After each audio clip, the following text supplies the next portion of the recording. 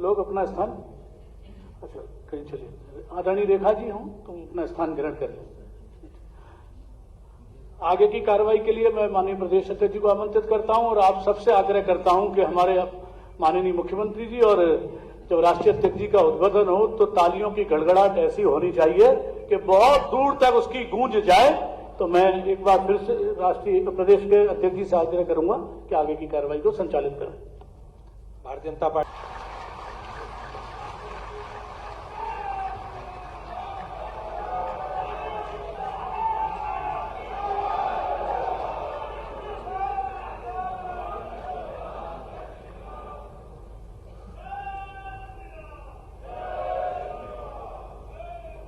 भारत माता की, भारत माता की, भारत माता की, वंदे वंदे वंदे।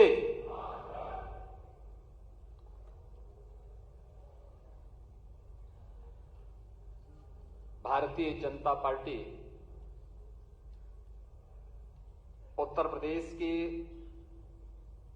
कार्य समिति के आज के इस महत्वपूर्ण सत्र में अपना योग्य मार्गदर्शन प्रदान करने के लिए यहां पर उपस्थित दुनिया के सबसे बड़े राजनीतिक दल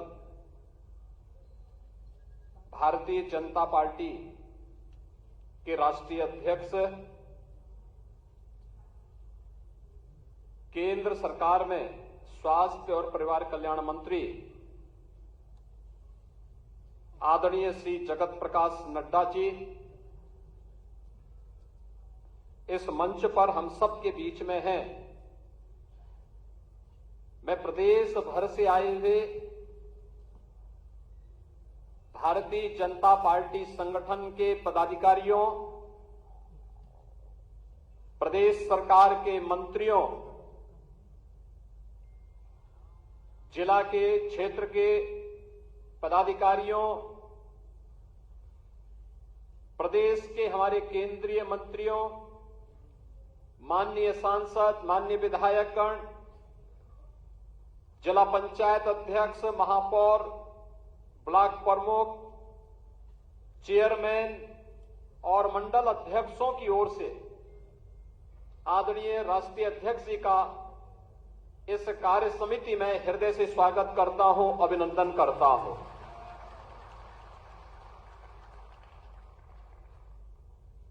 जनवरी 2024 के बाद भारतीय जनता पार्टी की यह लोकसभा चुनाव के बाद पहली कार्य समिति है। इस कार्य समिति की अध्यक्षता कर रहे हमारे कर्मठ प्रदेश अध्यक्ष माननीय श्री भूपेंद्र सिंह चौधरी जी, प्रदेश सरकार में मेरे वरिष्ठ सहयोगी उप मुख्यमंत्री द्वय श्री केशव प्रसाद मौर्य जी, ब्रजेश पाठक जी, राष्ट्रीय महामंत्री माननीय विनोद तावड़े जी, माननीय श्री अरुण सिंह जी, संगठन महामंत्री सम्मानित श्री धर्मपाल जी, आज के इस कार्यक्रम में उपस्थित राष्ट्रीय मंत्री श्री सुरेंद्र नागर जी, हमारे केंद्रीय मंत्रीगण, प्रदेश के सभी सम्मानित पदाधिकारीगण, सभी माननीय नवनिर्वाचित सांसदगण, प्रदेश के हमारे विधानसभा और विधान परिषद के सदस्यगण, क्षेत्रीय अध्यक्ष और क्षेत्र समिति के हमारे पदाधिकारी, जिला के पदाधिकारी, जिला पंचायत अध्यक्ष, महापौर, ब्लॉक प्रमुख, चेयरमैन, अन्य हमारे सभी आगत सभी उपस्थित कार्यकर्ता बंधुओं बहनों, लोकसभा चुनाव के बाद आयोजित इस पहली प्रदेश कार्य समिति की बैठक में मौसम की विपरीत परिस्थितियों के बावजूद आपका समय पर आगमन हम सबको एक नए उत्साह से ओतप्रोत करता है। इस अवसर पर मैं राष्ट्रीय अध्यक्ष जी के साथ साथ आप सबका भी हृदय से स्वागत करता हूं, अभिनंदन करता हूं। भारतीय जनता पार्टी की यात्रा और भारतीय जनता पार्टी के अपने स्वागत उद्बोधन में प्रदेश अध्यक्ष जी ने प्रातःकालीन सत्र में विस्तार से अपनी बातें आपके सामने रखी। राजनीतिक प्रस्ताव में प्रदेश महामंत्री श्री अनूप कुमार गुप्ता जी ने और प्रस्ताव के समर्थन और अनुमोदन के लिए जो हमारे पदाधिकारी यहां पर अपनी बातों को रखे थे, उन्होंने भी विस्तार से इन सब मुद्दों पर चर्चा की। लोकसभा चुनाव के पहले हम सब इस बात को जानते हैं कि भारतीय जनता पार्टी ने प्रधानमंत्री मोदी जी के नेतृत्व में उत्तर प्रदेश में 2014, 2017, 2019 और 2022 में भारी सफलता प्राप्त करते हुए विपक्ष को उसकी वास्तविक स्थिति तक पहुंचाने का कार्य किया था और लगातार उस पर दबाव बनाए रखा था। कोई संदेह नहीं, 2014 में जितना मत प्रतिशत भारतीय जनता पार्टी के पक्ष में था, 2017 में जितना मत प्रतिशत भारतीय जनता पार्टी के पक्ष में था, 2022 में जितना मत प्रतिशत भारतीय जनता पार्टी के पक्ष में था, 2024 में भी आप सभी कार्यकर्ताओं के संघर्ष से, प्रयास से, प्रधानमंत्री मोदी जी के नेतृत्व में, माननीय राष्ट्रीय अध्यक्ष जी के नेतृत्व में भारतीय जनता पार्टी उतना वोट पाने में सफल रही।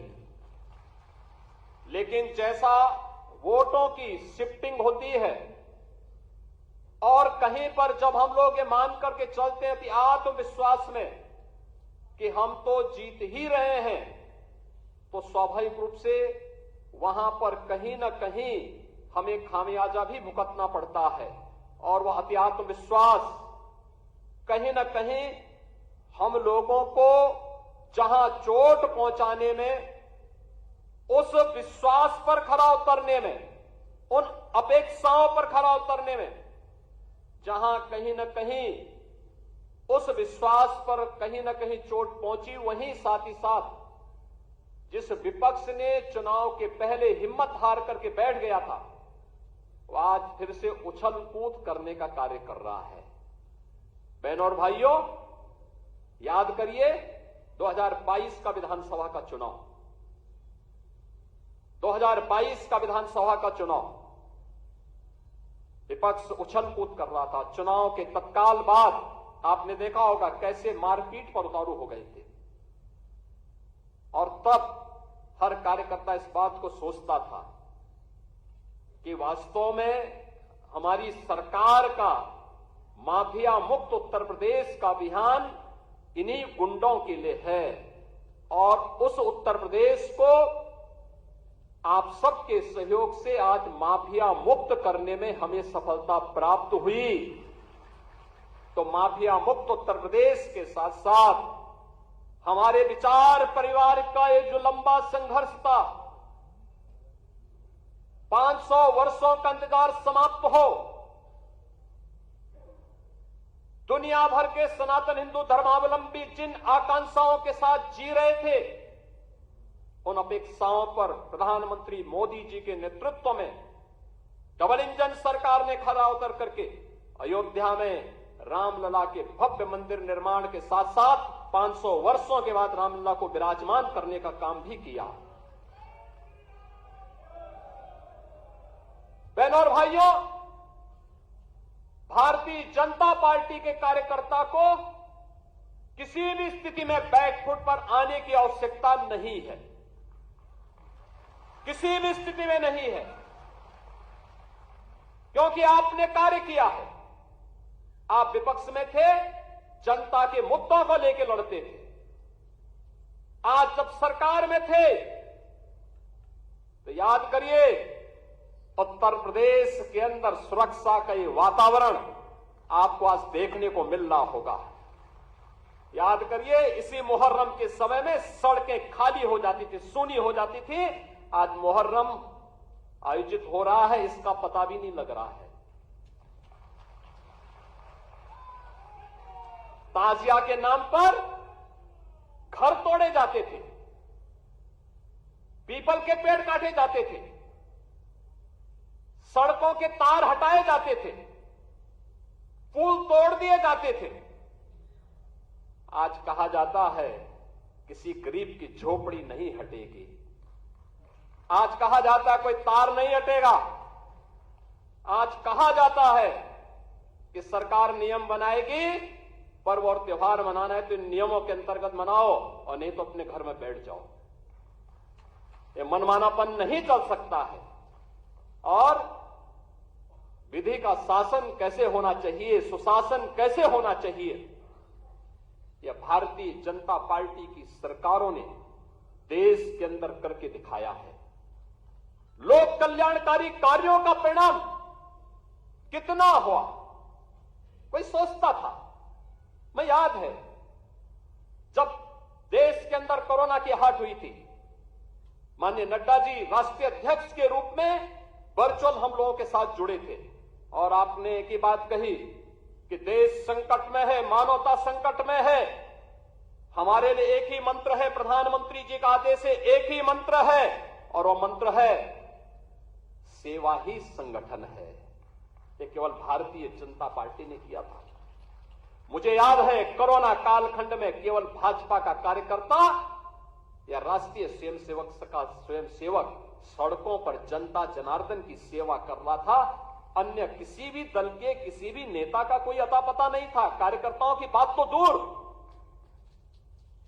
आपने देश के अंदर 10 करोड़ गरीबों को मकान दिए। उत्तर प्रदेश में 56 लाख गरीबों को बिना भेदभाव के मकान दिए।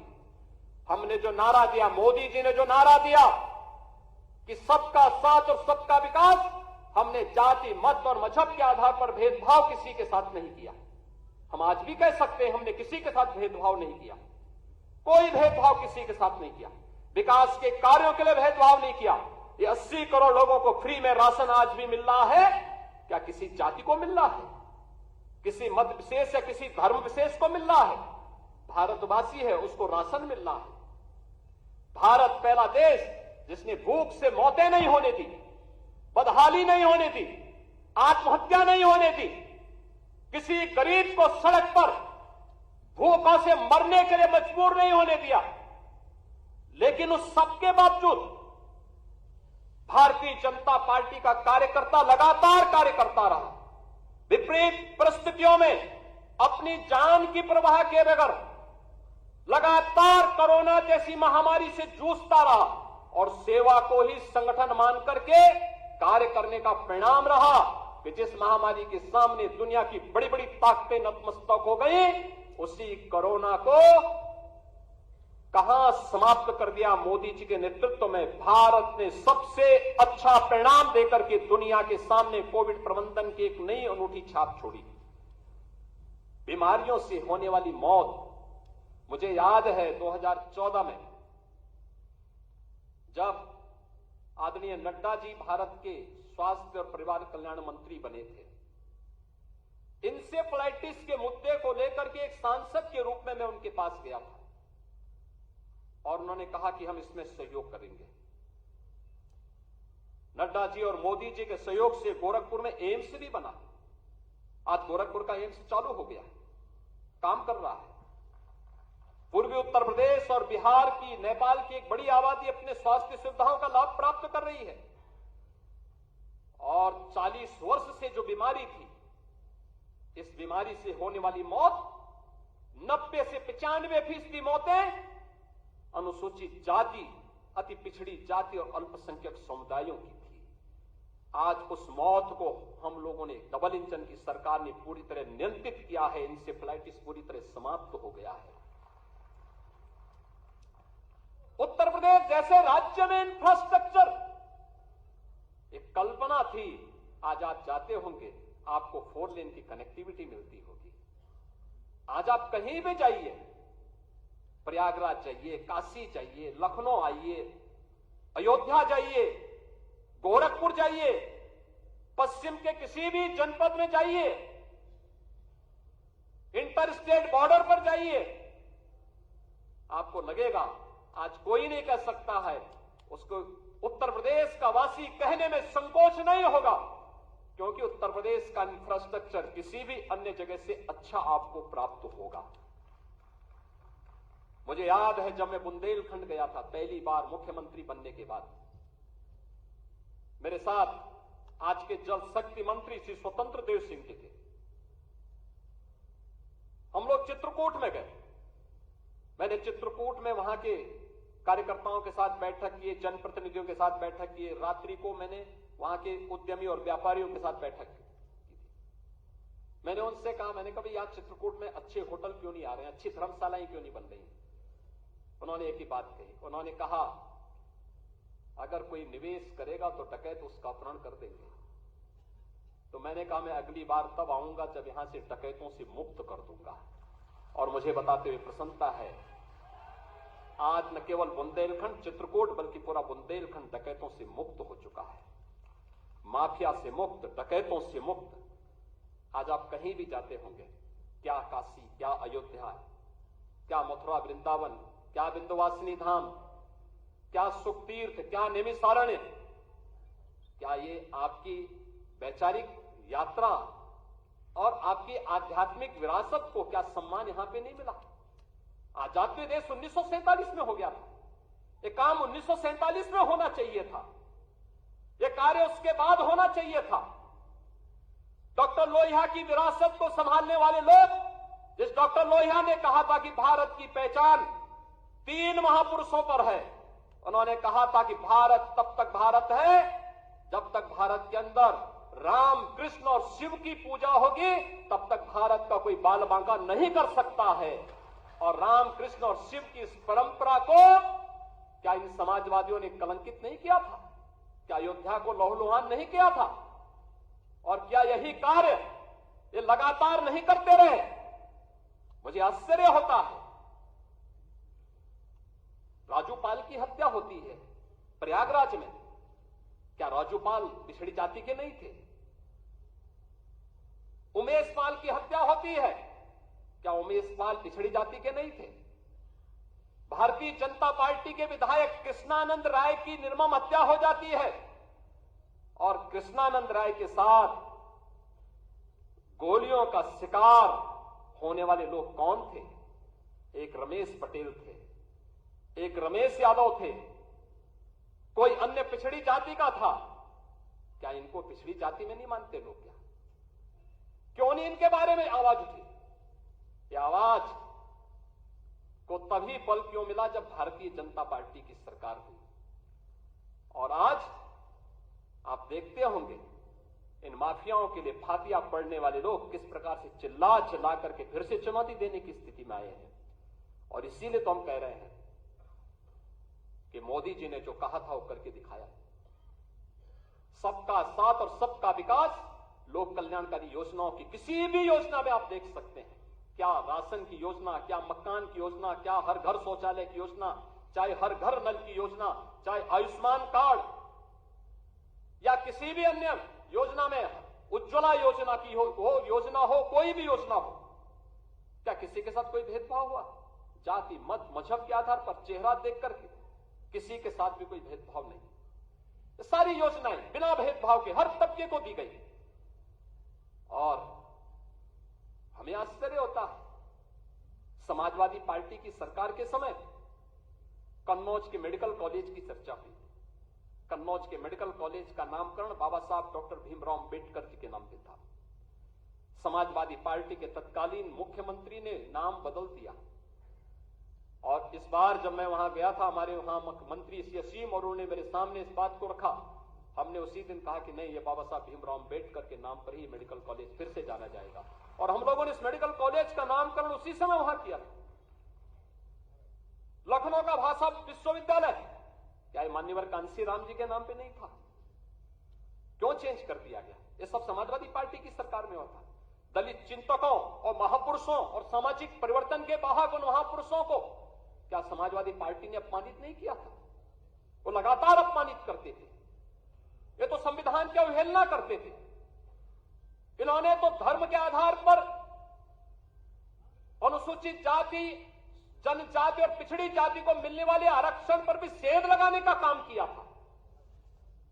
कौन नहीं जानता 2016 में जब समाजवादी पार्टी की सरकार थी, अनुसूचित जाति के नौजवानों की स्कॉलरशिप को समाजवादी पार्टी की सरकार ने रोकने का काम किया था। हम लोग इसको मुद्दा नहीं बना पाए। हम अपनी उपलब्धियों को मुद्दा नहीं बना पाए। मोदी जी के नेतृत्व में पंचतीर्थ बने। नई संसद बनने पर नई संसद में प्रधानमंत्री मोदी जी देश के पहले प्रधानमंत्री हैं जिन्होंने संविधान की मूल प्रति को अपने सिर पे रख करके नई संसद में स्थापित करने का काम किया था। भारतीय जनता पार्टी संविधान को सर्वोच्च सम्मान देने वाली पार्टी, अनुसूचित जाति, जनजाति और पिछड़ी जाति के अधिकारों को संरक्षित करने वाली पार्टी, लेकिन अफवाह और भ्रम की स्थिति पैदा करके जिस प्रकार से माहौल खराब करने का प्रयास किया गया, ये जानते हुए दुनिया की ताकतें जानती हैं ये समाज बिखरा होगा तो आसानी से शिकार हो जाएगा, एकजुट होगा तो बड़ी बड़ी ताकतें इस समाज की ताकत के सामने धराशायी हो जाएंगी। आपकी इस ताकत को जाति के नाम पर विभाजित करके शक्ति को छिन्न भिन्न करने का जो पाप अभी चुनाव के दौरान हुआ है, हमें उससे सतर्क और सावधान होना होगा। और वहीं से मैं कहने के लिए आया हूं, सोशल मीडिया प्लेटफॉर्म, आखिर आपके पास, सबके पास स्मार्टफोन है। सब लोग स्मार्टफोन पर अपने अपने ग्रुप के साथ काम भी करते हैं, एक दूसरे को मैसेज भी भेजते हैं, एक दूसरे की को शुभेच्छा भी देते हैं।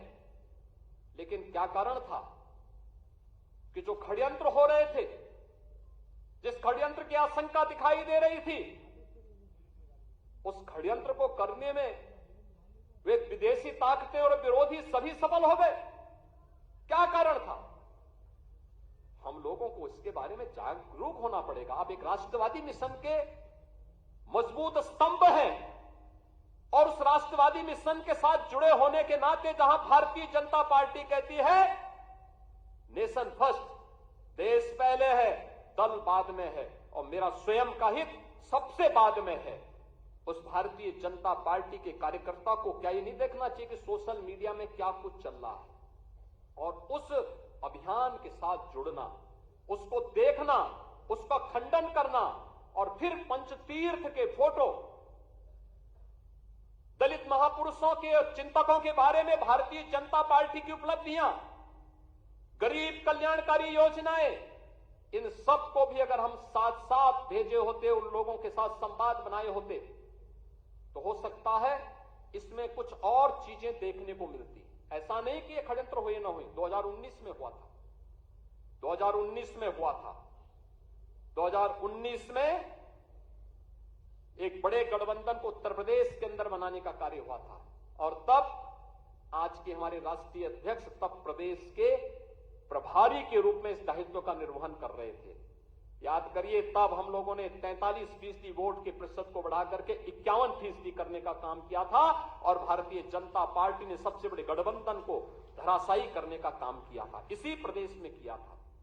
और इसीलिए आज मैं कहने के लिए आया हूं, सोशल मीडिया प्लेटफॉर्म आपके लिए कितना बड़ा उपयोग हो सकता है, यह भी हमें देखना होगा।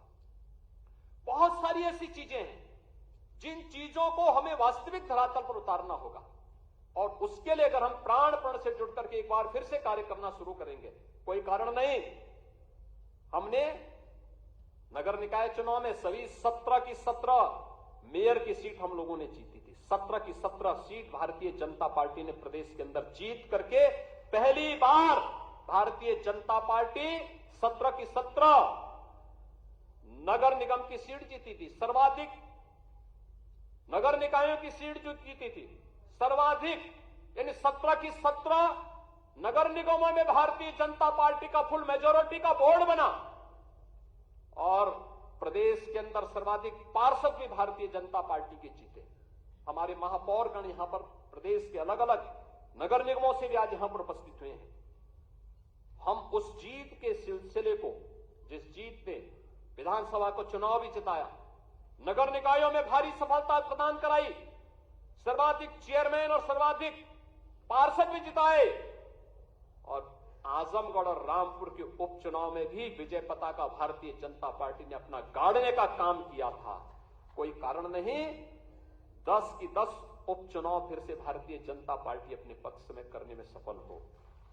लेकिन इसके लिए आज से जुड़ना पड़ेगा, लगना पड़ेगा। एक एक कार्यकर्ता को अपना अभियान मान करके फिर इस अभियान के साथ जुटना पड़ेगा और उसी के लिए आपका आह्वान करने के लिए आज फिर हम लोग आए हैं। बहनों और भाइयों, हम 2010 के 10 उपचुनावों के लिए तो हमें अभी से तैयारी करनी ही है, लेकिन हमें इस बात का याद रखना, उत्तर प्रदेश को जो नई पहचान बनी है, उत्तर प्रदेश जो पहले छठी अर्थव्यवस्था थी, आज देश की नंबर 2 की अर्थव्यवस्था बन चुकी है और तेजी के साथ उभरती हुई अर्थव्यवस्था के रूप में अपने आप को स्थापित कर रही है। उत्तर प्रदेश का जो परसेप्शन बदला है, आज आप देश और दुनिया के अंदर कहीं जाते होंगे, लोग उत्तर प्रदेश के नाम पर आपको सम्मान देते होंगे। इस सम्मान को बरकरार रखने के लिए जीत के सिलसिले को फिर से आगे बढ़ाने की आवश्यकता है और उसको बढ़ाने के लिए आह्वान करने के लिए आज आपके सामने माननीय राष्ट्रीय अध्यक्ष भी आए हैं। जीत का यह सिलसिला जो 14, 17, 19, 22 पंचायत चुनाव, नगर निकाय चुनाव, उपचुनावों में बना रहा, यही मोमेंटम 2027 में भी बनेगा। यह हमारा संकल्प आज से होना चाहिए, आज से होना चाहिए। याद रखना, भारतीय जनता पार्टी है तो जिले में हमारा महापौर भी है, जिला पंचायत अध्यक्ष भी है और ब्लॉक प्रमुख भी है, चेयरमैन भी है, पार्षद भी है। और अगर यहां पर